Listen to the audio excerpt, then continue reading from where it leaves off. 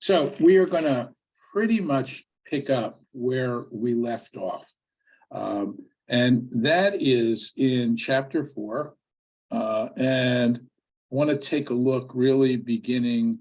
We'll go back just one verse to verse 20. Verse 20 of chapter 4.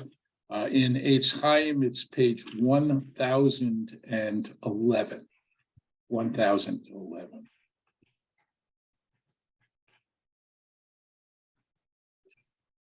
I just wanted to reiterate, we talked last time, and I'm not going to go through it, but the idea, well, I'll just read it.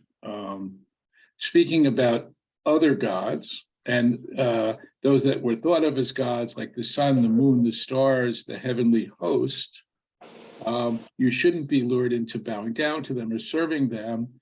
These the Lord your God allotted to other people.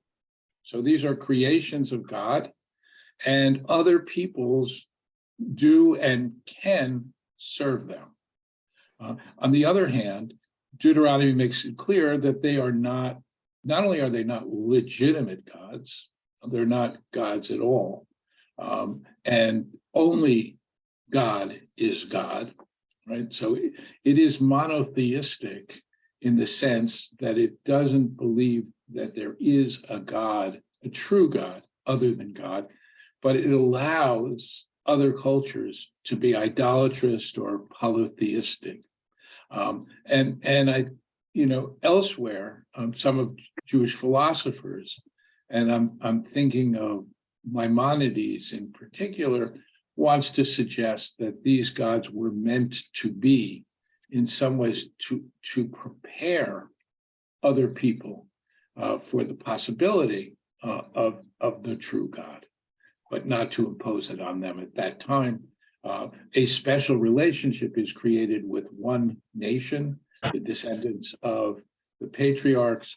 They are entitled to have a special relationship, which makes special demands on them, but also, therefore, to acknowledge the true God. Okay, then the expression is, but the Lord your God took and brought you out of Egypt, which is referred to as Kur Barzel, an iron blast furnace. I mentioned that last time also, the sense of the furnace as, the extreme heat mirroring the idea of oppression. But I also want to say, and I don't think I mentioned this last time, that the idea of this furnace is in some ways a refining process, right? Smelting and refining. And I think there is an idea here. One could ask why the Israelites had to suffer through what they suffered through. And the tradition gives a whole variety of reasons for that. But I would highlight one, in order to form the national character of the Jewish people and to provide us with an experience which should make a lasting impression on us. And I come back to the often repeated statement in the Torah, take care of the stranger because you were strangers in the land of Egypt, right? That this experience of enslavement, estrangement, all of that is in part so that we will have empathy and be moved to support people who are oppressed and enslaved. Of course, that's slightly problematic because the Bible does allow for slavery, although it severely limits how a slave can be treated. And the rabbis, of course, take that much further. But beyond that, though, strangers, aliens, for sure, that's part of what's being referred to here. And then we got a reference to the fact that once again, that Moses wants to remind them that he will not make the trip with them into the promised land.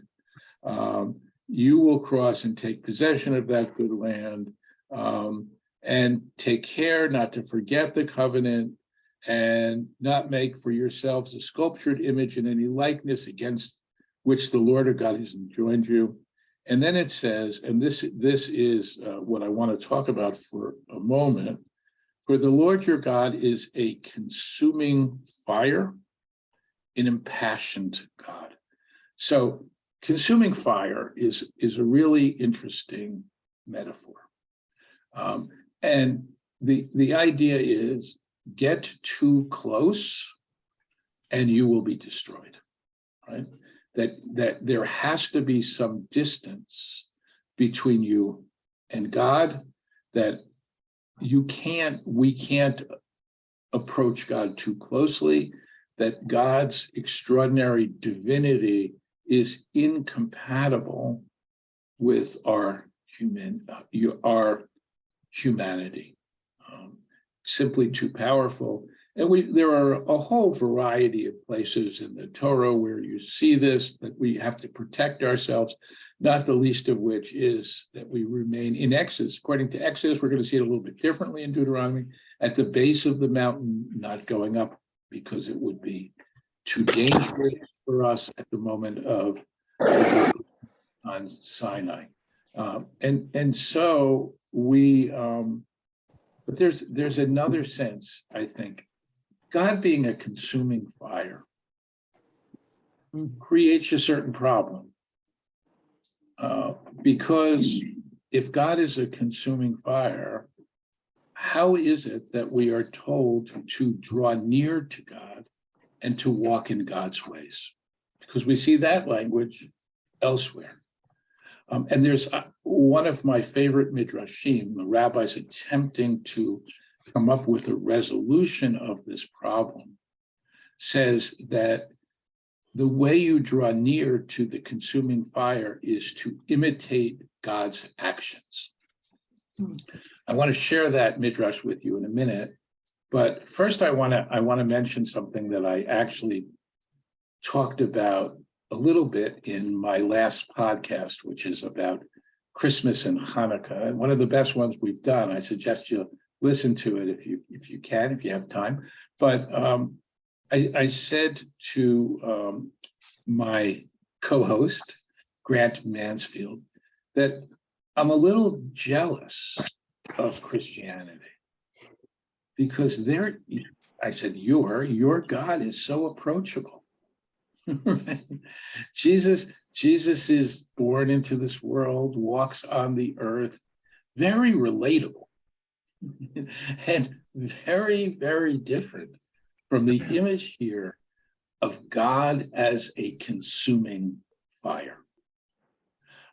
But I do want to suggest, and this midrash suggests, that there is, despite this sense that our experience of we can't grow too close to God, despite that, we do have a sense of imitato Dei, of that we can imitate God. Now, you might say, well, how can we imitate God if God is essentially so other? The Christians, of course, this is very easy, and you may have heard this expression, well, what would Jesus do? And the New Testament tells us the things that Jesus did. And if I want to be a faithful Christian and a good person, I just do what Jesus did. Easy.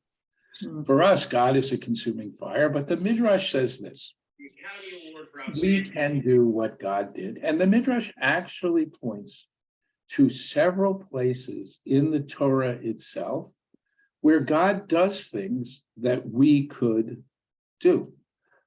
So the first one has to do with God appearing to Abraham in the book of Genesis. And well, actually, let's go further back to the Garden of Eden.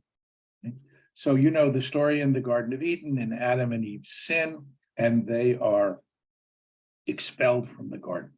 And they know that they have sinned because, and God knows, as it were, that they had sinned because they become aware of their nakedness.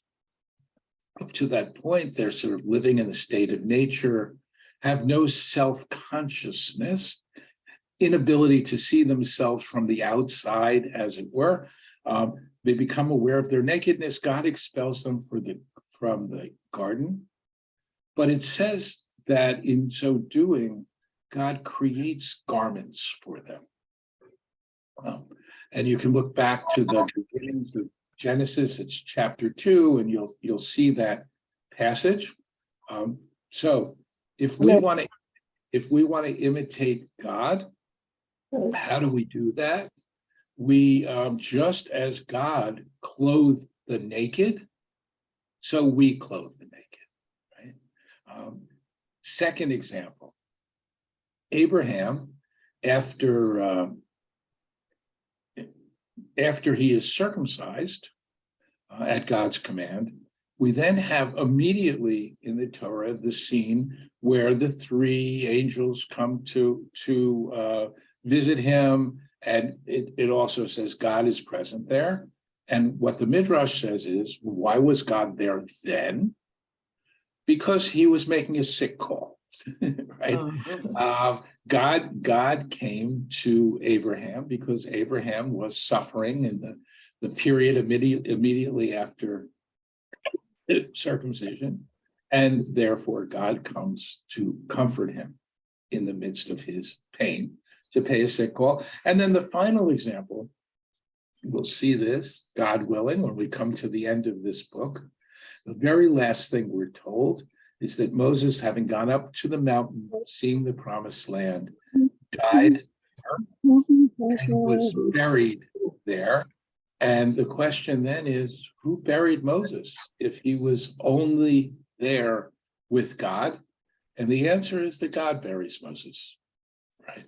And so there too, we have something that we can emulate, just as God buried the dead, so we too can bury the dead, even if they're not members of our own family. This is considered to be, in the Jewish tradition, one of the most important, if not the most important mitzvah that one could do in one's lifetime, and that is to bury the dead, and if they are indigent, to pay to see that they get buried because to allow someone's body simply to rot is the ultimate disgrace to them, right? So the Midrash here suggesting, despite the fact that God is a consuming fire, that there are ways to imitate God, and we could probably find more. Notice that these are all, we're talking about clothing, caring for the sick, clothing the naked, and caring for the dead. All of these are very kind of humane acts of compassion. And one can extrapolate from that, not only to clothe the dead, to the naked, but of course to feed the hungry and so on. Okay, so much for a consuming fire. When you have begotten children and children's children and are long established in the land, right? So Moses is talking about the period after the context, when should you act wickedly and make for yourself sculpted image in every likeness, causing the Lord your God displeasure and vexation. If you do those things, then you will be punished. So I just wanted, again, as a kind of aside, to talk about what does it mean to make a sculpted image, and is that sculpted image is a religion that professes to believe in God, our God, but makes a sculpted image, in fact, idolatrous. And particularly now I'm talking about Christianity, at least some forms of Christianity, where you have a great deal of iconography, and that these icons are venerated. Right? So the question is this idolatry? And because idolatry is really very serious among people who consider themselves part of the covenant of Abraham. right? They're not worshiping Baal, right? The Canaanite god. They are worshiping the God of Abraham, though they have a different conception of that God, right? So is it idolatry? And interestingly enough, two major authorities disagree on this question. Maimonides claims that it is absolutely idolatry. And the Meiri, another medieval authority, well known, claims that it's not idolatry, that Christianity is not idolatry. Maimonides, however, claims that Islam isn't idolatry. And I think it's striking that the Meiri lives in the Christian world and Maimonides lives in the Islamic world. Right? Meiri perhaps had a better understanding of what Christianity was or was not than Maimonides does. It's clear, though, that in many ways, Islam is much more similar to Judaism, I would say, than Christianity. And not just because of the veneration of images, but because of a sense of religious law that one is to be followed, a sense of God who is really distant or almost a consuming fire, right? The veneration of, no one is suggesting that no Muslim is suggesting that Muhammad is God. Christians are suggesting that Jesus is God. So one could say that Islam is in fact much closer to Judaism than Christianity. I'm going to pause at this point, and I will change the view and open things up for questions. And if you have them, I'm happy to hear them or comments. Yeah, go ahead. I think, I can't tell if that's Dina or Sandy's hand, but whichever one of you it is. It's Sandy. Hi, Sandy. So, Rabbi, getting back to what you said in the beginning about other peoples are allowed to have other gods, but not the Jewish people. But what I don't understand is in the Ten Commandments, which I understood as being for all people, it does say not to have idols. Am I correct? Right. No, well, no. The Ten Commandments are meant specifically for the Jewish people. Oh, I thought there is now other peoples have come, and Christians in particular, right, have come to profess that they believe in the God of Israel, and therefore they accept the Ten Commandments, right? But there is no sense that these laws were, in some ways, these Ten Commandments are the embodiment of a covenant between God and the Jewish people. That's what they are. Oh. So, no. Okay, Yeah, good. Other questions? Myra, you have to unmute. Myra, you have to unmute. I am. I just did. This section where it says you should not make gods or other images, is that why very, very, very, very, very religious people won't let you take their picture? No, it doesn't. So the question here is making an image, right? I mean, there are Jews who will say anything, right? Or who believe anything. And this is, first of all, the language here is sculpted, right? It's not making a picture, it's sculpted. And so that's the first thing. The second thing is that in general, the Jewish tradition has understood this as creating an image that you will worship. Right? Excuse me, Rabbi, there's somebody talking. I'm finding it hard to hear you. So please, if you are talking, please mute if you've got something going on. Thanks for mentioning it, Myra. Sorry to interrupt you. Sorry. No. Okay, so and so yes. So as we're going to see in the Ten Commandments, however, it is possible to read this commandment apart from, we have a statement, you should not create, let me jump ahead. We're very close to it. So let me just jump ahead. Here we are. You shall not make yourself a sculptured image, any likeness of what is in the heavens above, on the earth below, in the waters below the earth. You shall not bow down to them and serve them. Right? No. So you can read that as you should not make these images and bow down to them or serve them. Or you can read it actually as two separate commands. Images are forbidden, and if you make them, you also can't bow down to them. In general, the Jewish tradition has read these as one commandment. The reason I ask is I've seen, I don't know where, but where they say, oh, don't take my picture, don't take my picture. Yes, but again, there are Haredi Jews who refuse to put a picture of a woman in their newspapers. They take Okay. pictures, right? So my point is, there are all kinds of people who term themselves religious, who what they're talking about is Narishkeit. Okay, You'll thank you. forgive me.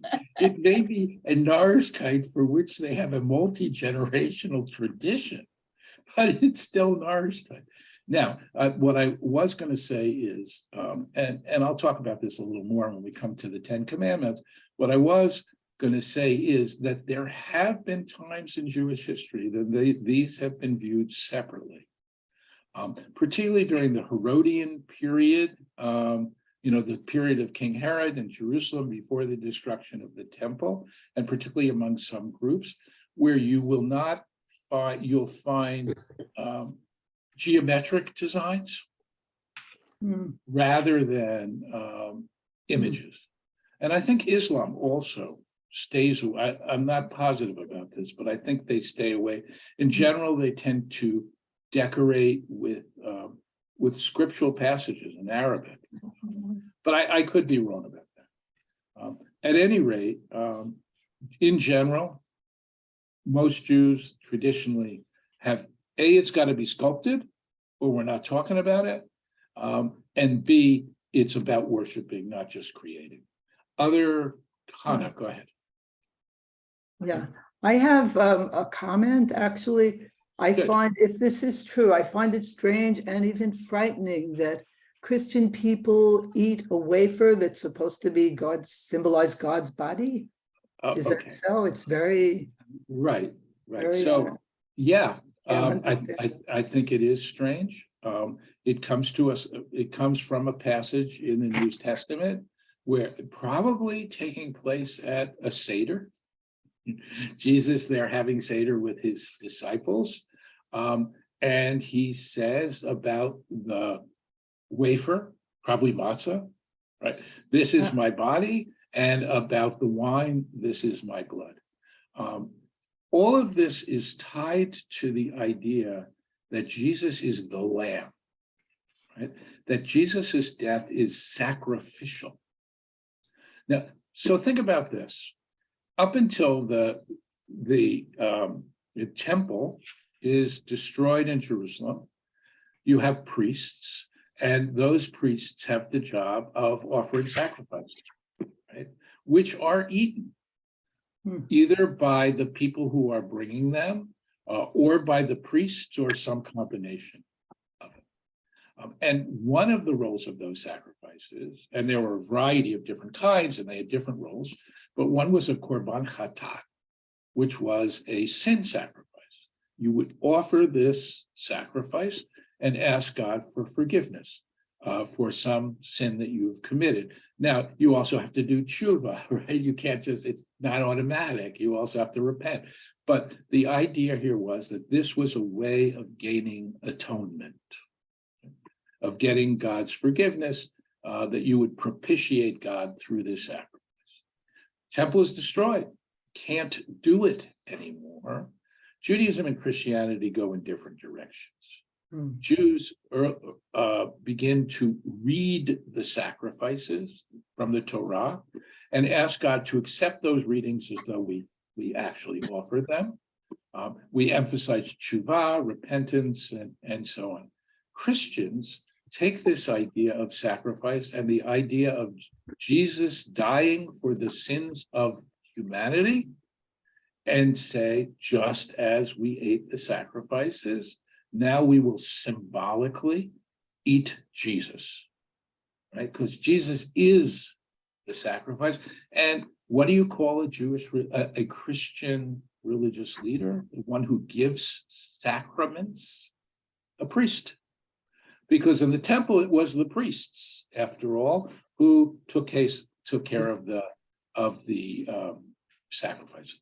Now, also, it's worth noting that Episcopalians and Catholics have this idea of communion. It's not universal at all among Christians. And the idea that only a priest can give the sacraments is in fact tied to the idea of a Kohen, of a priest. Only the priests could offer sacrifices. And so I think that you have to understand it in that context, although it seems extremely weird. I start, to my sensibility, to a Jewish sensibility, it seems extremely odd. Okay, any other comments or questions before we move on? Gina. Yeah, thank you so much for sharing this Torah with us. Really enjoying this, and that's a really interesting midrash. And I'm intrigued by the idea of the consuming fire and the connection between that and these acts. So, kind of a couple questions going off of that. One, idea of like consuming fire, something that kind of grows and grows and grows and can be like kind of all encompassing in a sense. Is that a sort of commentary in any way on like how doing one mitzvah feeds into another, into another, into another, like for like a domino effect? Well, that I have never heard that before, but it's lovely, right? Because except remember, this is God rather than us, right? But the idea that fire spreads, right? And we do have, as you said, we have this idea which we see in Pirkei Avot. The Mishnah from the Talmud, which talks about ethics and how we observe commandments. Mitzvah goreret mitzvah. One mitzvah leads to another, right? It also says avera goreret avera, that one sin leads to another, and you can easily imagine in terms of the sin side how that works, right? It starts with something small and then it magnifies and it magnifies. But the idea also is that there is something deeply meaningful and satisfying about doing a mitzvah, which leads you to do another one and to do another one. So yeah, I think it's a love. I have never seen it, but I think it's lovely, and I thank you for sharing it. And you said you had a couple of things, so. Oh yeah, well, yeah, the other thing I'm on a related note is something about consuming, and I saw in my mom's other translation like devouring, and the idea of even though here it's seeing God's actions and imitating God in a sense, but the fact that God is a consuming fire, and maybe I'm stretching this too much, but like kind of the idea of like clothing, like wrapping clothing around someone, sort of wrapping like your arms around someone, like on a sick call, and then burying someone, like putting something over someone. Is it something about how we're supposed to interact with I don't. Yeah, there I have trouble because consuming consumes, right? When we clothe someone or embrace them, we're not trying to diminish them, right? So I'm not sure, but I love your first comment. Anybody else before we move on? Okay, so Moses then says, he reminds us that we're not supposed to make these sculpted images because it causes God anger. And then he says, I call heaven on earth this day to witness against you. This is not just in the Bible, but this idea of calling heaven on earth as witnesses. We see in ancient literature from this period, this time, Canaanite literature, it seems to be a common invocation. But the idea of heaven and earth, I think, is something that will endure. It'll always be there, right? If I swear an oath before witnesses, eventually the witnesses die. Right? And any memory of it and the fact that I'm bound by it doesn't, and remember also in biblical times and in rabbinic times, you don't necessarily, even if you sign a document, or, well, let me give you an example, actually. Think about a wedding. Think about a ketubah, right? The bride and groom traditionally do not sign the ketubah. It's the witnesses who sign it. In other words, the groom and bride make, and the groom actually traditionally makes certain declarations, right? He says, I will do this and I will do that. And the witnesses to these declarations sign their names. The groom and bride do not sign them, presumably if, well, they simply, it's not how it works. And then later on, if someone is to contest it, were they really married? Did this really happen? You know, he doesn't want to pay her marriage settlement, her ketubah. He says, well, we weren't really married. And so you have to bring the witnesses in. And they can say, yes, I was there. I saw him give the ring. I saw him deliver the ketubah and so on. What happens once the witnesses are gone? Becomes much more difficult, right? So here, heaven and earth, right? They're not going anywhere. Okay, so, and Moses now makes a prediction, right? If you do this in the land that you are going to, you won't endure, you will be wiped out. The Lord will scatter you among the peoples, only a few will be left. And there, among those peoples, you will worship idols, right? So guess what?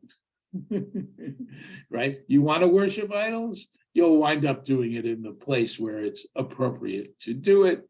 But there, if you search and you find the Lord your God, if you seek him with your heart and your soul, when you're in distress because of these things that have befallen you, and in the end, return to the Lord your God and obey him. God is compassionate, right? Loyal to you. He will not fail you. He will not fail you, nor will he let you perish. He will not forget the covenant he made as an oath with your ancestors, right? So ultimately, your relationship with God will endure and you will endure. Now, I think it's important to note that this, when it says you, right? And let me just find it, lecha in Hebrew, right? You, not lechem, not, it's the singular you, it's not the plural you, it's you and not y'all, right? And so you could say, this is talking about generations later. Why is it saying you? And the answer is that we have this sense that the Jewish people is a corporate entity, right? And when God is talking to you, it is all the generations of you. God's relationship here, in this context, is not with individuals. God has a relationship with a people, and then we, as members of that people, have a relationship to God because we are part of that constituency, because we are part of that people. And I think it is important as we read the Torah, actually, to remember that. It also, though, makes the relationship a little more distant for me as an individual, right? Now, we have other texts and other places where you see a sense that God is actually concerned with every human being uniquely. God has a relationship with every human being, but that's not here, right? The idea here is God's relationship with the people. When the people as a whole does something, there are consequences for the people as a whole. Okay, we're gonna go on. You have but to inquire about bygone ages that came before you, ever since God created human beings on earth from one end of the heaven to the other. Right, one end of the heaven to the other. The ends of the heavens are on the earth. Right, imagine the heaven as a dome. I'm not talking about whether the earth is flat or round, but the idea is that the horizon, in some sense, is the end of the heavens, right? So when you say from one end of the heaven to the other, it's really a poetic way of saying from one end of the heaven to the earth to the other. Has anything as grand ever happened? Has anything like it ever been known? Has any people heard the voice of a God speaking out of a fire as you had and survived? Has any God ventured to go and take for himself one nation from the midst of another by, and here we get the classic language of the Exodus, by prodigious acts, by signs and portents, by war, a mighty and outstretched arm and an awesome power as the Lord your God did for you in Egypt? It has been clearly demonstrated to you that the Lord alone is God. There is none besides the Lord. This is a very famous verse. And if you go to Shul on Simchat Torah, and just before the Torah is taken out, all right, we have a whole series of verses. This is the first verse, Ataharaita ladat, right? It has been clearly shown to you that the Lord your God, there is none like God. Now, why that was chosen to be the first of that series of verses, I have no idea. I'm going to try to research it actually, because I'm interested. Saul, do you have an idea? And if you do, please unmute.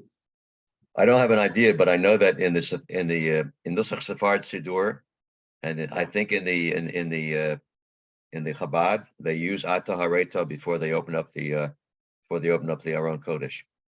Right, so in the Ashkenazic tradition, this is the first of a series of verses, but only on Simchat Torah. But it's also in the context of before they open the ark. And that series of verses ends with where we generally start, V'yehi b'nso Aaron v'yomer Moshe, right? So it is striking. So here's a thought. I don't know if it's right, but it's a thought. So in general, the Torah service is said to be the reenactment of the revelation on Mount Sinai. Right? And we are hearing God's word as though God is delivering God's word on Sinai. Right? This actually, if you skip ahead, we're sort of towards the end of chapter 4. Chapter 5 is the revelation on Mount Sinai and the 10 Commandments. So there's a proximity here. Thank you, Saul. That's really interesting. And maybe the reason why the liturgy has set it up the way it has. It's a beautiful poetic verse, right? Ki Adonai hu ha-Elohim ein od milvado. And this idea, by the way, another use liturgically, the end of Yom Kippur, just before the final shofar blast is sounding, we say the Shema, right? And we have a series of verses, and the last of that series of verses, which is said 77 times, Adonai hu ha-Elohim, Adonai hu ha-Elohim, right? In general, I mean, you probably know this, but it's worth mentioning. The prayer book is in many ways an anthology and is filled with biblical verses. Right? And you can often look at the liturgy and you'll see verses, and it's interesting to wonder and to ask why those verses were taken in that context. We're about to sound the shofar at the end of Yom Kippur, and that, of course, the shofar blasts also accompany the revelation on Mount Sinai. Whether that's connected or not, I don't know. It's nice and short and sweet. If you want to repeat something 7 times, Adonai hu Elohim, 3 words, and it works. Okay. And then it says, because God loved your ancestors. This is a very strong verb. Ki ahav, right? Love, right? We're not in the language here of covenant, right? Covenant is an agreement between two parties. This idea of God passionately involved, right? It's people often think that God does not have emotions, right? And this comes from, in some ways, from the Greek tradition. Aristotle, who sees God, the gods or God as somehow disconnected. Our God is abstract in some ways, but deeply emotional. God cares. We use the God is merciful. Here, God loves, right? God loved our ancestors, and by extension, one could say, God loves us. Right before we say Shema, Ahava Rabbah Ahavtanu. You have loved us with a great love. And then we reply, V'ahavta et Adonai Elohecha. Therefore, you should love God in the first paragraph of the Shema, right? So that, and it's important to understand this in order to understand the idea that God is an impassioned God, and therefore idolatry is a betrayal of not just a covenant, but a love relationship. Idolatry is adultery, because we have a covenantal love relationship. And part of the reason why God is El Kana, God is not only a zealous God, but a jealous God, right? God does not tolerate the people that he is, in some sense, one could say, married to and having a loving relationship with, now going off with some other God, some other so-called God. Obviously, from the point of view of the Bible, they are not God. The idea here is, because God loved your ancestors, he chose their heirs after them. So we have here the idea of zechut avot, the merit of the ancestors. And because of God's relationship with our ancestors, we have yeches, we have a connection, and that connection carries through generations, right? We're going to see that there's a flip side to that, which is, right, just as God, cares about people because of their ancestors, we're going to see something in the Ten Commandments which seems to suggest that God punishes people because of their ancestors. I'll have more to say about that, actually a lot more to say about that once we get into the Ten Commandments and we get that statement that God punishes children for the sins of their parents, even to the third and fourth generation. So we'll come to that. I'm sure we'll get to it next time. Okay, so God led you out of Egypt, drive from your path nations born populous, take you into the land, assign it to you as a heritage, as is still the case. Know therefore this day and keep in mind that the Lord alone is God in heaven and above, and on earth below there is none other. Observe God's laws and commandments, which I enjoin upon you this day, that it may go well with you and your children after you, that you may long remain in the land the Lord your God is assigning to you for all time. And now it's kind of odd. We're sort of jumping back to what we saw in an earlier chapter about God allotting the land to the various tribes. And here we this is kind of the end of this speech, and which seems to be kind of stuck in between two things. And now we come back, and Moses set aside 3 cities on the east side of the Jordan to which a manslayer could escape, one who unwittingly slew his fellow man without being hostile to him in the past, right? So we're talking about manslaughter. We're talking about someone who accidentally kills someone, and there are cities of refuge to which you can flee. they're set up, and you are protected from the blood avenger. Talked about that a lot last year. I'm not gonna, because there's a lot about it in Numbers. I'm gonna open up for questions in a minute, and if you have any questions about that, I'm happy to answer it. But the idea, and these are set up, this is on the other side of the Jordan. They're also on, in the main part of the land of Israel. They're equidistant. The idea is that you, if you need to, you can go there. There's going to be a court proceeding also, but you have to stay in that city. If you go out, you're no longer protected. And all right, so and what are those cities? Their bets are in the wilderness of in the tableland, belonging to the Reubenites, Ramoth in Gilad, belonging to the Gadites, and Golan in Bashan, belonging to the tribe of Manasseh. This is the teaching that Moses set before the Israelites.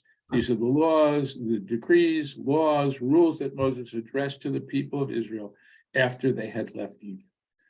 After here doesn't mean immediately after, but in the phase of Jewish history, which is post-Egypt. Where were they at the time, actually? They were beyond the Jordan, in the valley of Beth Peor, in the land of King Sihon, of the Amorites who dwelled in Heshbon, who Moses and the Israelites defeated after they left Egypt.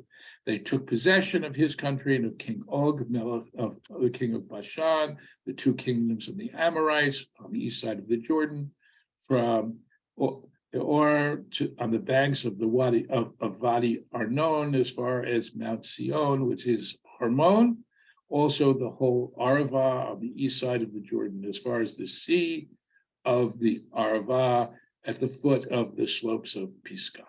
So this is a kind of grand ending, telling us exactly where the people are. And we're going to go on next time to chapter 5 and to the 10 Commandments. And we're going to start with that. Let me open things up. If there are questions or comments, give me a second. Oh, I was actually this whole time in gallery view, so I don't have to open it up. Okay. Any questions on any of this? Hannah, go ahead. Yeah, I forgot to ask you before, when we went over the graven image, if that purposefully did not deal with a flat image, or was it just that that was not common at the time in terms of That doesn't deal with what? photos, pictures, paintings? No, It's no, only because- I don't think it. I think these are idols, right? It's not just, I mean, I think it's very specific. Certainly it's been understood that way. That it's Okay. only a sculptural image that was It's forbidden? a sculptural image. That's the Hebrew language. Other questions or comments? Go ahead, Sandy or Dina. Sandy. When that hand is between you, I cannot tell. Go ahead. So Rabbi, you were talking about being enslaved in Egypt for, was it 400, 200 Yeah. years? Depending Well, on there are different numbers that are given, 400, 320. The rabbis attempt to harmonize them in some ways or explain why they got out early. But go ahead, yeah. Yeah, so you said that it sort of, so people would be compassionate and, care about strangers and others. So my point, what I want to comment about is, it seems to me that a compassionate God would not allow slavery for all that length of time. And like Rabbi Kushner has written that God is not all powerful. God could not do this. Right. So instead of looking at it as a positive, I look at it as a negative from God. And you certainly don't need, someone is being whipped and everything. You don't have to do that for 400 or even 200 years to be compassionate for somebody else. Yeah, I agree. I agree with you completely. I don't think, I would give you a modern, by the way, a modern parallel. which I've heard people say, and which I think is really offensive. And that is that we needed the Holocaust in order to get the land of Israel, Yeah, that's terrible. right? Right, and you hear people say that the UN would never pass such a resolution, all of that kind of thing. It's deeply offensive. What, 6 million Jews had to die in order for us to get the land of Israel? And if that were really the case, was it worth it? I mean, right? So yes, this is the same kind of argument. And I agree. It's too high a price to pay, and certainly we could have learned it elsewhere. And it doesn't really work at all. Thank you. Any other comments? Okay, so I want to say, really want to say this, two things, actually. We're skipping the next 2 weeks. Happy Hanukkah for today. And then we'll come back not the day after. We're going to come back on the, I guess it's the 10th of January. So we'll take a brief break. Barbara, did you? I think it would be a good idea to let the Hertrick office know that there's no class, Yeah, I will. Yeah, I will. so that we will resume it. Right. No, I will. The other thing I'm going to do, I'll put this in an email to you. I've been very reluctant to do this, but I'm going to ask for those who want to pay a small fee, because it costs me money for Zoom and other things. I'm no longer employed by a synagogue, or even, I had a severance for a while. It's gone. I want to be very clear. This is not necessary. I want you to come. I don't want that to be in any sense an impediment. I will include it in the email. I'll mention it once or twice once we come back, no more than that, because it's not about that. I feel very ambivalent about it, deeply ambivalent about it, but be that as it may, I'm going to do it and, invite you, if you like, to pay a small fee. And if you don't like, no hard feelings, please keep coming. All right, Michael, go ahead. So I'm just curious, so this class has nothing to do with Hertrick? Nothing to do with Hertrick, has nothing to do with my current synagogue. This is just me teaching Torah. It's publicized through synagogues, and I'm happy to do it. And but no, this is just one of the great joys in my life is teaching and studying Torah, and I'm always looking for opportunities to do it. But it is not. No one. I'm grateful that Hertrick publicizes it, because I want people to come and learn with me. But no, it's not formally sponsored by or underwritten by anyone. Go ahead. You mentioned your current synagogue. Are you a public rabbi somewhere else? No, I am simply an active member of the synagogue where I live now. That's all. No, my only title is Rabbi Emeritus of the Gila East Rockaway Jewish Center, which is an honorific for which I receive absolutely nothing except that I'm pleased to be honored in that way. Any other questions about this or anything else? Okay, well, happy Hanukkah. I hope to see you in a couple of weeks. I'll be sending reminders. We will, and I think it's the 10th. Not the week of New Year's, but the week right after. I hope to see you then. Happy Hanukkah, everyone. Hello. Thank you. Thank you, Rabbi.